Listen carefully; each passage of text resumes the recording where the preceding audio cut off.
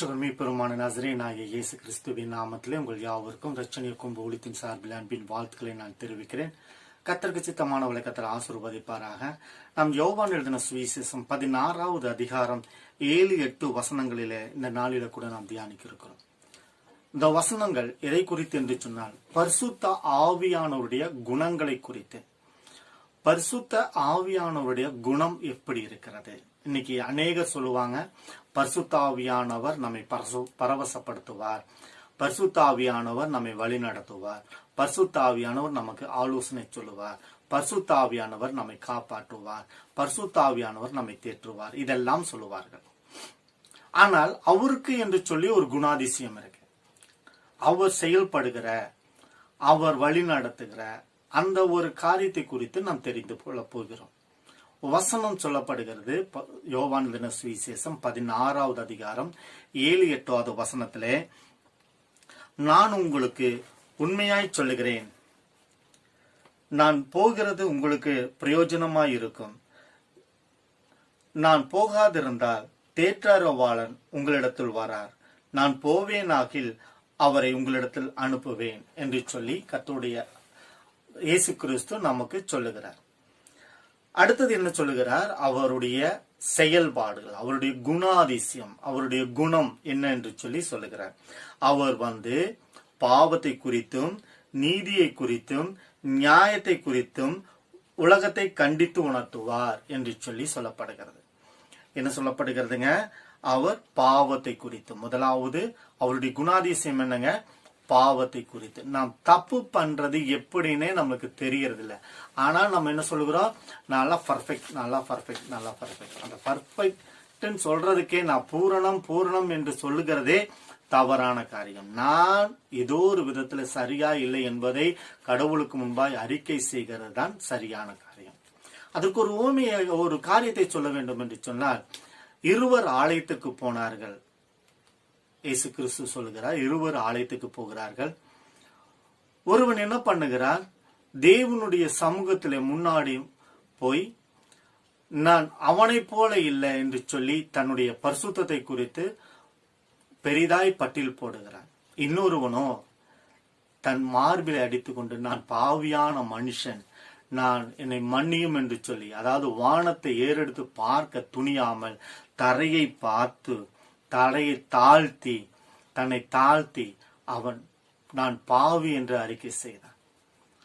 அவர் சொன்னாரு, முதன்மையா இருக்கிறவன் ஆலயத்திற்குள் போய் ஜெபித்தவன் அல்ல, ஆலயத்துக்கு வெளியே இருந்து தேவ சமூகத்தை பார்க்க தகுதி இல்லாதவனாய் தன்னை தாழ்த்தி தன் பாவத்தை ஏற்று தன் பாவத்தை அறிக்கை செய்கிறவன், இவனே பரிசுத்தவான், இவனே கர்த்தர் ஆசீர்வதிக்கிறார், இவனையே அங்கீகரிக்கிறார் என்று சொல்லி சொல்லப்படுகிறது. இந்த காரியத்தை எதற்காக சொல்லுகிறேன் என்று சொன்னால், இந்த பரிசுத்த ஆவியானவர் நம்மிடத்தில் வரும் பொழுது அவர் என்ன பண்ணுகிறாராம்? சகல சத்தியத்துக்குள்ளும் நடத்துகிறாராம். அவர் என்ன பண்ணுகிறாராம்? சகல சத்தியத்துக்குள்ளும் நடத்துகிறாராம். அவரிடத்துல ஒரு காரியம் இருக்கிறது. என்ன காரியம்? 1 கொரிந்தியர் 12வது அதிகாரம் 13வது வசனத்திலே, நாம் யூதராயினும் கிரேக்கனாயினும் அடிமையாயினும் சுயாதீனாயினும் எல்லோரும் ஒரே ஆவியினாலே ஒரே சரீரத்துக்குள்ளாக ஞானஸ்தானம் பண்ணப்பட்டு எல்லோரும் ஆவிக்குள்ளாக தாகம் தீர்க்கப்பட்டோம். என்னங்க பாருங்க, பரிசுத்த ஆவியானவர்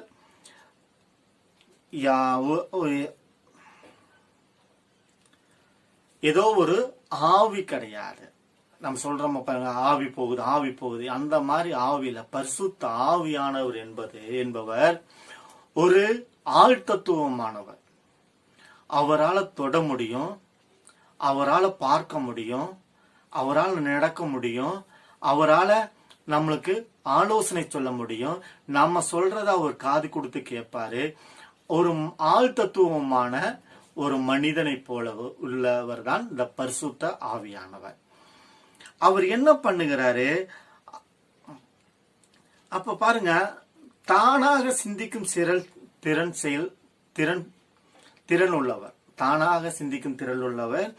பாத்தீங்கன்னா, தானாக செயல்படும் திறன் உள்ளவர், ஆலோசனை சொல்லுபவர், மனப்பக்குவம் உணர்ச்சியும் வழிநடத்தும் ஆற்றலும் இருப்பவர் ஒரே நபர் தான். பரிசுத்த ஆவியானவர் ஒரு நபர் என்பதை இதிலிருந்து அறிந்து கொள்கிறோம். இந்த வசனம் பாருங்க, 1 கொரிந்தியர் 12வது அதிகாரம் 13வது வசனத்திலே ஒரே ஆவிக்குள்ளாக நம் தாகம் தீர்க்கப்பட்டோம் என்று சொல்லப்படுகிறது. கடைசி லைன். அதுக்கு முன்னாக பாத்தீங்கன்னா இன்னைக்கு இருக்கிற காரியத்துல இந்த பாவத்தை குறித்து சொல்லுகிற காரியம், இந்த ஜாதி, நான் செட்டியாருங்களாக்கு, நான் கவுண்டருங்களாக்கு, நான் நாக்க, நான் புக்லி கவுண்டராக்கு அப்படின்னு சொல்லிட்டு இந்த ஜாதியை பத்தி பெருமை பேசிட்டு நான் நாடாராக்க அப்படின்னு சொல்லுவாங்க. இதெல்லாம் என்னத்துக்குன்னு கேட்டீங்கன்னா மனுஷ முகத்தின் சாயல். அவன் சொல்றான், நான் சொல்றேன், அவனுக்கு இருக்குது, எனக்கு இருக்குது. உங்ககிட்ட இல்லாத ஒண்ணு என்னன்னு கேட்டீங்கன்னா பரிசுத்த ஆவியினாலே தாகம் தீர்க்கப்படும்படிக்கு அவரிடத்திலே உங்களை அர்ப்பணிக்கவில்லை என்று சொல்லி அர்த்தம். என்னுடைய பரம்பரை பத்தி சொன்னாலே நானும் இயேசுவுக்கும் சம்பந்தம் இல்லை என்று சொல்லி அர்த்தம். அப்படி இருக்கும்போது நான் இன்ன ஜாதி என்று சொல்லி வாயை திறந்து சொன்னீங்கன்னா உங்கள மாதிரி ஒரு முட்டாள் வேற யாருமே இல்லை. கிறிஸ்துவன் என்பவன் கிறிஸ்துவை உடையவனாய் கிறிஸ்துவை பின்பற்றுகிறவனாய் இருக்கிறான். கிறிஸ்து என்ன சொல்லி இருக்கிறாரு? இதோ உங்களுக்கு ஒரு தேற்றரவாளனை நான் அனுப்புவேன். நம்மை தேற்றும்படிக்கு வருகிற அந்த பரிசுத்த ஆவியார் முதலாவது குற்றப்படுத்துகிற காரியம், பாவத்தை குறித்து கண்டிக்கிற காரியம் என்னது? அவர் ஜாதியை பற்றி வாயை திறந்து சொல்லக்கூடாது என்பது. நான் அப்ப என்ன ஜாதி? கிறிஸ்துவ ஜாதி. நம் இந்தியாவில் ஒரு அடையாளம் கொடுக்கப்பட்டு இருக்கிறது. என்ன அடையாளம்? நான் இந்திய கிறிஸ்துவன் என்று சொல்லி.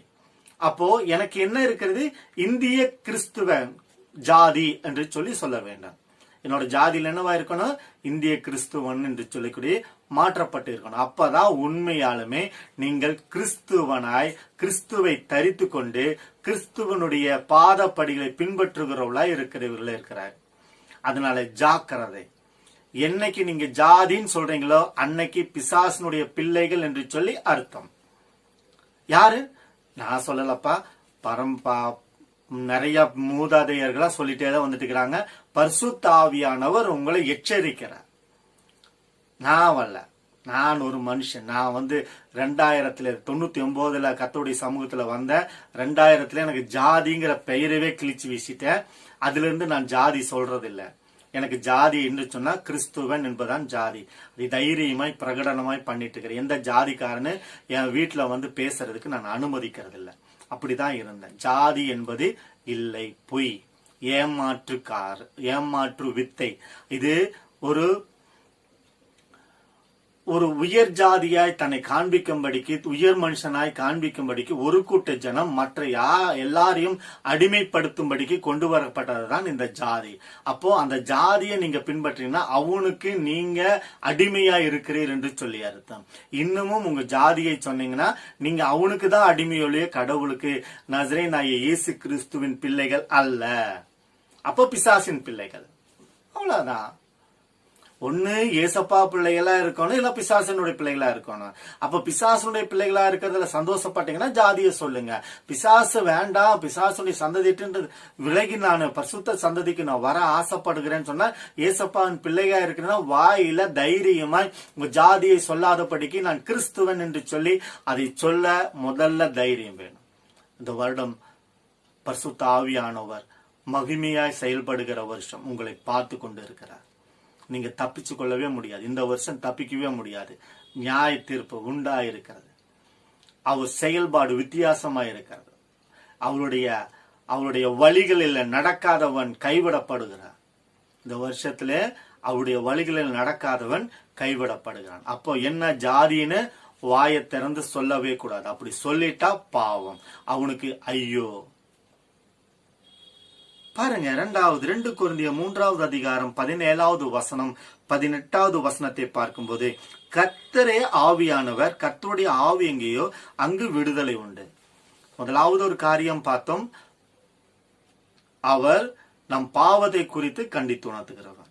பாத்தீங்கன்னா அந்த காரியத்திலே 2 கொரிந்தியர் 3வது அதிகாரம் 7, 8, 17, 18 வசனத்துல பார்க்கும்போது, கர்த்தரே ஆவியானவர், கர்த்தருடைய ஆவியானவர் எங்கேயுண்டோ அங்கு விடுதலை உண்டு. நாம் எல்லோரும் திறந்த முகமாய் கர்த்தருடைய மகிமையை கண்ணாடியிலே காண்கிறது போல கண்டு ஆவியாய் இருக்கிற கர்த்தரை அந்த சாயலாகத்தானே மகிமையின் மேல் மகிமையை அடைந்து மறுரூபப்படுகிறோம். இந்த வசனத்தை பார்க்கும் பொழுது முதலாவது நாம் கடவுளை நாம் தரிசிக்கிறவளா இருக்கிறோம். கிறிஸ்துவன் என்பவன் கடவுளோடு கூட உரையாடுகிறவன். ஒவ்வொரு தனி மனுஷனும் கடவுளோட சம்பந்தப்பட்டு இருக்கிறான். ஒவ்வொருத்தரும் ரட்சிப்பு என்ற அனுபவத்தை பெற்று இருக்கிறான். அந்த ரட்சிப்பின் அனுபவத்தை பெறுகிற மனுஷன் கடவுளோடு பேசுகிற மனுஷன். அப்போ ஆரம்பத்துல எப்படி இருக்கும், அந்த கண்ணாடியில பார்க்கறது போல அந்த பிம்பத்தை நாம் பார்க்கிறோம். அவருடைய உருவம் தெளிவாய் தெரிகிறது, அதை பார்க்கிறோம். அப்படிப்பட்டவன் தான் கிறிஸ்துவன். இன்னைக்கு பாவத்தை குறித்து உணர்த்துகிற கர்த்தர் என்ன சொல்லுகிறாரு, நீங்கள் உங்கள் கண்களினாலே உலகத்தினுடைய ஆசைக்கு அடிமைப்பட்டதினாலே என்னை காணாதபடிக்கு உங்கள் கண்கள் குருடாயிருக்கிறது. என்னுடைய சத்தத்தை கேட்காதபடிக்கு உலகத்தினுடைய சத்தத்தை கேட்டு நீங்கள் உங்க பரவசம் அடைகிறதுனாலே என்னை காணாதபடிக்கு உங்கள் காதுகள் செவிடாயிருக்கிறது. இருதயத்திலே வாஞ்சி இல்லாதபடிக்கு உலகத்தினுடைய மேன்மையை பற்றி உங்களுடைய இருதயம் பூரணமாய் மகிழ்ந்திருக்கிறதுனாலே என்னுடைய அக்கினி வெளிச்சம் உங்களில் பற்றி எரியாதபடிக்கு உங்களுடைய இருதயம் பனி போல இருக்கிறது என்று சொல்லி, அதனால இன்னைக்கு நம்மளுடைய பாவங்கள் எப்படி இருக்கு, உலகத்தை பார்த்து, உலக மக்களை பார்த்து, உலகத்தில் இருக்கிற மனுஷங்க நமக்கு என்ன செய்வாங்க, நம்ம பத்தி என்ன சொல்லுவாங்க, நான் எப்படி, என்னுடைய பெருமை எப்படி, என் குடும்ப சந்ததி எப்படி, இதெல்லாம் சொல்லுவாங்க. இதெல்லாம் வேஸ்ட். மனுஷங்க உங்களை புகழ்ந்து வேஸ்ட்.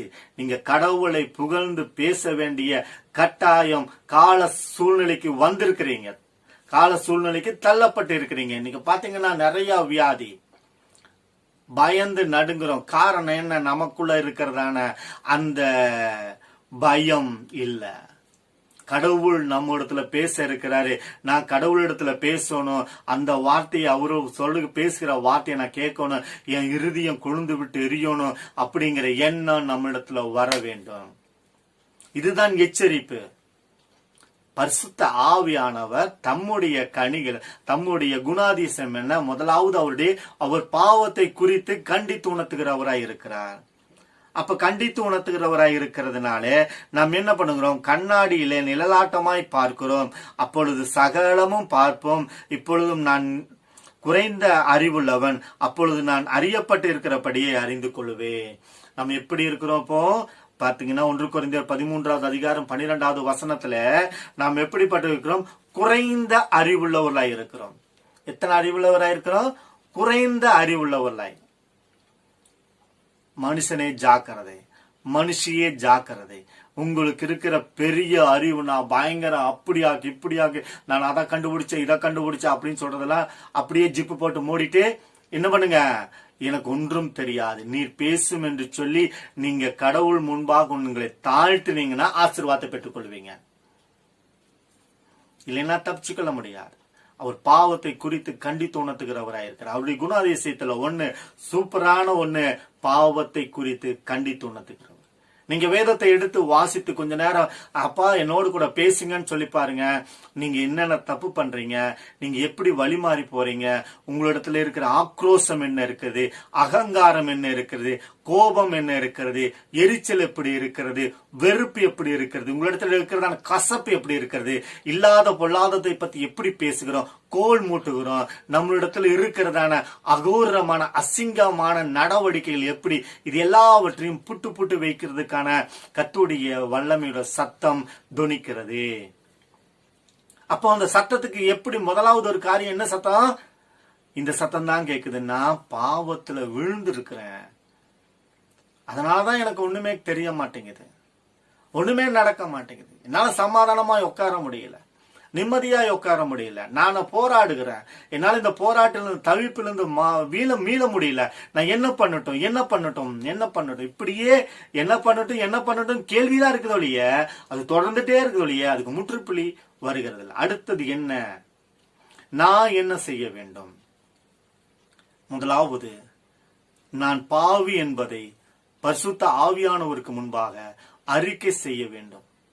இந்த காலம் பரிசுத்த ஆவியானவருடைய காலமா இருக்கிறதுனால கிருபையின் காலம் என்று சொல்லிட்டு எல்லாரும் என்ன சொல்றாங்க, ஐயோ கிருபையினால நான் ரட்சிக்கப்பட்டுருவேன், கிருபையினால என் பாவங்களை மன்னிக்கப்படும், கிருபையினால எனக்கு ஆசீர்வதிக்கப்படும், கிருபையினால நன்மை சொல்லும். ஜாக்கிரதை, அடி ஒழுகும். இந்த ஏமாத்து வேலையே வேண்டாம். இந்த பொய்யான நடிப்பு வேண்டாம். தயவு கூர்ந்து பொய்யான நடிப்பு வேண்டாம். அவங்க சொல்றாங்க எல்லாத்தையும் தூக்கி போடுங்க. நீங்க பாவத்திலிருந்து மன்னிப்பு பெற்றால் ஒழிய உங்களுக்கு ஆசீர்வாதம் கிடையாது. இது தைரியமான நான் சொல்லுவேன். ஏன்னா கர்த்தருடைய வார்த்தை சொல்லப்படுகிறது. கர்த்தர் என்னோடு கூட பேசினாரு, அதனால நான் உங்களோட பேசுகிறேன். இது சும்மா ஏனோ தானோ என்று சொல்லுகிற வார்த்தை அல்ல. கர்த்தர் மனம் மாற ஒவ்வொரு மனுஷனுக்கும் எச்சரிப்பின் சத்தமாய் கொடுக்கப்பட்டு இருக்கிறது. நான் ஊழிய செய்யறேன். நான்லாம் 500 பேர் 1000 பேர் என்னோட சபையில இருக்கிறாங்களே. எத்தனை பேர் இருந்தாலும் நீங்க தனி மனுஷன்தான். கடவுளுக்கு முன்பாக ஊழியம் செய்கிற ஒவ்வொரு மனுஷியும் அவருடைய வேலைக்காரன் தான். அவருடைய மகன் அவள மகன் சொல்லிட்டு சும்மா விட்ட மாட்டாரு. ஐயோ தங்கம், என் செல்லம், என் செல்ல பிள்ளை, என் தங்க பிள்ளை அப்படின்னு கொஞ்சம் மாட்டாரு. தப்பு செஞ்சா படின்னு விட்டுருவாரு. அவர் அடிக்கிற தகப்பனும் கூட அணைக்கிறவர், அது இல்லாமல் அடித்து திருத்துகிறவர், கண்டித்து உணர்த்துகிறவர் பரிசுத்த ஆவியானவர் விட்டு விட மாட்டாரு. நான் 30 வருஷமா வாழ்றேனே கிறிஸ்தவனா. 30 வருஷம் வாழ்றது பெருசு இல்ல. இன்னைக்கு இப்போ நான் எப்படி வாழ்றேங்கிறதா முக்கியம். பரிசுத்த ஆவியானவர் அதைத்தான் விரும்புகிறார். ஒவ்வொரு நாளும் ஒவ்வொரு நிமிஷமும் நான் பாவி என்பதை உணர்ந்து என்னுடைய பாவத்திலிருந்து நான் மீண்டு நான் பாவ வாழ்க்கையிலிருந்து மாறி நான் மனம் மாற வேண்டும் என்பதே அவருடைய விருப்பமாயிருக்கிறது. அதுதான் அவருடைய குணம். என்னுடைய பிள்ளை சரியா இருக்கணும், அதைத்தான் பாக்குறாரு. இன்னைக்கு நிறைய ஊழியக்காரன் தன்னுடைய பிள்ளைகளை சீர்கட்டு போக பண்ணி அவன் அவமானத்துல வாழ்றதுக்கு காரணம் அவங்களே தான். அப்போ இன்னைக்கு நம்ம பரிசுத்த ஆவியானவர் நம்மளுக்கு சொல்லுகிற காரியம், என் மகளே என் மகனே மனம் திரும்பு. அவர் என்ன சொல்லுகிறாரு? என் மகனே என் மகளே மனம் திரும்பு. வேற எதையும் அவர் கேட்கல. நீ பொண்ணை கொண்டு வா, பொருளை கொண்டு வா, பெரிய சொத்தை கொண்டு வா, நீ பெரிய சாதிச்சுட்டு வா, நீ சாதனையாளராவா, ஒரு ஈரவங்காயத்தையும் கேட்கல. அவர் கேட்கிற காரியம் என்ன? மனம் திரும்பு, மனம் திரும்பு, மனம் திரும்பு. வேற எதையும் அவர் சொல்றதே கிடையாது. திரும்ப திரும்ப சொல்லுகிற காரியம் அதுதான், மனம் திரும்பு. எச்சரிக்கை நாட்கள். இந்த நாட்களிலே அடி ஒழுகு எல்லாத்துக்கும் சம பங்கு தான். இன்னைக்கு இப்ப இந்த வருஷம் பாத்தீங்கன்னா 2022 யாருக்கும் என்ன பண்றது இல்ல, தட்டி கொடுத்து ஐயோ பாவம் அப்படின்லாம் சொல்றதுக்கெல்லாம் கிடையாது. ஒரே காரியம் தான், நல்லோர் மேலும் தீயோர் மேலும் சூரியனை உதிக்க பண்ணுகிறவர் இப்பொழுது நியாயமாய் தண்டிக்க பார்க்கிறார். நல்லா இருந்தா, கடவுளுக்கு முன்பாக உண்மையா இருந்தா உங்களை ஆசீர்வதிக்கப்படுவீங்க. ஒரே ஒரு காரியம், நான் பாவி ஏசப்பா, பரிசுத்த ஆவியானவரே உங்கள் சமூகத்துல என்னை தாழ்த்துகிறேன். நான் பாவி மனுஷனா இருந்து என்னால் இயலாமையினாலே நான் பாவம் செய்திருக்கிறேன். நல்லா தெரியும் நான் பாவம் செய்திருக்கிறேன், என்ன பாவம் செய்திருக்கிறேன் என்று சொல்லி அறிக்கை செய்து அவருடைய சமூகத்திலே பாவ மன்னிப்பை பெற்றுக் கொள்ளுங்க. அதுதான் இந்த நாளில் ஒரு முக்கியமான காரியம். பாருங்க, கர்த்தருடைய சமூகத்துல சொல்லப்பட்டிருக்கிறது. யோவான் 16வது அதிகாரம் 13வது வசனம், சத்திய ஆவியானவராகிய அவர் வரும்போது சகல சத்தியத்துக்கும் உங்களை நடத்துவார். அவர் தம்முடைய சுயமாய் பேசாமல் தாம் கேள்விப்பட்டகள் யாவையும் சொல்லி வரப்போகிற காரியங்கள் உங்களுக்கு அறிவிப்பார். என்னங்க? வரப்போகிற காரியத்தை உங்களுக்கு அறிவிப்பார். வேற எந்த காரியத்தையும் இல்ல. வரப்போகிறது என்ன? தண்டனையினால். நீங்க பரிசுத்தமாய் வாழ்ந்தால் ஆசீர்வாதம், பாவ வாழ்ந்தீங்கன்னா தண்டனை கிடைக்கும். இதைத்தான் பரிசுத்த ஆவியானவர் எச்சரிக்கிறார். இதோ காலம் செல்லாது, காலம் சமீபமாய் இருக்கிறது, மனம் திரும்புங்கள். இதுவே கர்த்தருடைய காலம். மனம் திரும்புங்கள், மனம் திரும்புங்கள் என்று சொல்லி கர்த்தர் பரிசுத்த ஆவியானவர் திரும்ப திரும்ப உங்களுக்கு சொல்லுகிறார். இது அனுக்கிரகத்தின் காலம். மனம் திரும்புங்கள், கர்த்தருடைய ஆசீர்வாதத்தை பெற்றுக் கொள்வீர்கள். மனம் திரும்புங்கள். அவருடைய குணாதிசயங்களில் முதலாவது ஒரு காரியம், பாவத்தை குறித்து கண்டித்து உணர்த்துவார். அவர் பரிசுத்தமானவர். அவர் அசுத்தத்தோடு கூட வாழ்கிறவர் அல்ல. நம் அசுத்தத்தோடு கூட இருந்தால் நம்மோடு கூட இருப்பார் என்று சொல்லி பொய்யா ஏமாத்தி கொண்டு நம்மை நாடகமாட, நம்மை ஒரு நடிகனாய் மாத்திக்கொண்டு நம்ம பாவலாலம் பண்ண வேண்டாம் வேண்டாம் வேண்டாம். மனிதன் பாவம் செய்து தேவ மகிமையற்று இருக்கிறான் என்று சொல்லி கர்த்தருடைய வார்த்தை சொல்லுகிறது. அதனாலே தயவு செய்து கர்த்தருடைய சமூகத்திலே உங்களுடைய பாவத்திற்காக மனம் கசந்து அழுங்கள். மனம் கசந்து அழுங்கள். அவருடைய சமூகத்திலே உங்கள் பாவத்திற்காக மன்னிப்பு கேளுங்க. நான் இத்தனை வருஷம் கிறிஸ்தவனாய் இருக்கிறேன், அதெல்லாம் பத்தி கவலை இல்லை. நான் ரட்சிக்கப்பட்டு 10, 15, 20 வருஷம் ஆயிடுச்சு, அதை பத்தி கவலை இல்லை. நான் 3 தலைமுறையா கிறிஸ்தவனாய் இருக்கிறேன், அதை பத்தி கவலை இல்லை. நான் பாஸ்டரா இருக்கிறேன், அதை பத்தி கவலை இல்லை. நான் சுவிசேஷகனா இருக்கிறேன், அதை பத்தி அவருக்கு கவலை இல்லை. நான் அவர் சொல்ற வார்த்தையை நான் செய்யறேன், அதை பத்தி அவருக்கு கவலை இல்லை. அவருக்கு ஒரே ஒரு கவலை, தன்னை அர்ப்பணிக்கிறவர்களை ஆசீர்வதிக்கிறார். தன்னை அர்ப்பணிக்கிறவளை பரிசுத்த ஆவியானவர் ஆசீர்வதித்து ஏற்றுக்கொள்ள அவர் பிரியமாயிருக்கிறார். உங்களிடத்துல மீண்டும் மீண்டும் சொல்லப்படுகிற காரியம், மனம் திரும்புங்கள். வருகிற நாட்களில அவருடைய குணாதிசயத்தில இன்னும் 2 குணாதிசயம் இருக்கிறதே, நீதியை குறிச்சும் நியாயத்தை குறித்தும். அதை நாம் தியானிப்போம். அவருடைய குணாதிசயங்களை மற்ற காரியங்களை நாம் பார்ப்போம். இன்னுமாய் கர்த்தர் சொல்லுகிற அந்த மனம் திரும்புதலை நாம் தேடுவோம். நாம் ஒவ்வொரு நாளும் தினம் தினம் மனம் திரும்புதலுக்காக நாம் பரிசுத்த ஆவியானவரிடத்துல மன்னிப்பு கேட்போம். நாம் தொடர்ந்து கர்த்தருடைய வார்த்தையை நாம் தியானிப்போம். இரட்சகர் மீட்பருமான நசரேயனாகிய இயேசு கிறிஸ்துவின் நாமத்திலே உங்கள் யாவருக்கும் இரட்சணியக்கும் ஊழியத்தின் சார்பில் அன்பின் வாழ்த்துக்களை நான் தெரிவிக்கிறேன். கர்த்தருக்கு சித்தமானவர்களை கர்த்தர் ஆசீர்வதிப்பாராக. God bless you. ஆமென். கர்த்தருடைய பரிசுத்த நாமத்துக்கு மகிமை உண்டாவதாக. கர்த்தருடைய தாசன் உங்களுடன் பேசி இருக்கிறார். இது உங்களுக்கு ஆசீர்வாதமாக இருந்திருக்கும் என்று நம்புகிறோம். இந்த வீடியோவை மற்றவங்களுக்கு அனுப்பி பயன்பட வையுங்கள். அருமையான கர்த்தரோட ராசனுக்கு ஆக ஜெபித்துக் கொள்ளுங்கள். ஸ்கிப் பண்ணாமல் முழு வீடியோவையும் பாருங்கள். லைக் பட்டனை அழுத்தி கர்த்தர் அறிவுறுத்தின வார்த்தைகளை கமெண்ட் பாக்ஸில் தெரியப்படுத்துங்கள். சப்ஸ்கிரைப் பக்கத்தில் இருக்கிற பெல் பட்டனை அழுத்தி விடுங்கள். நாங்கள் போடுற வீடியோ உடனுக்குடன் கிடைக்கும். God bless you.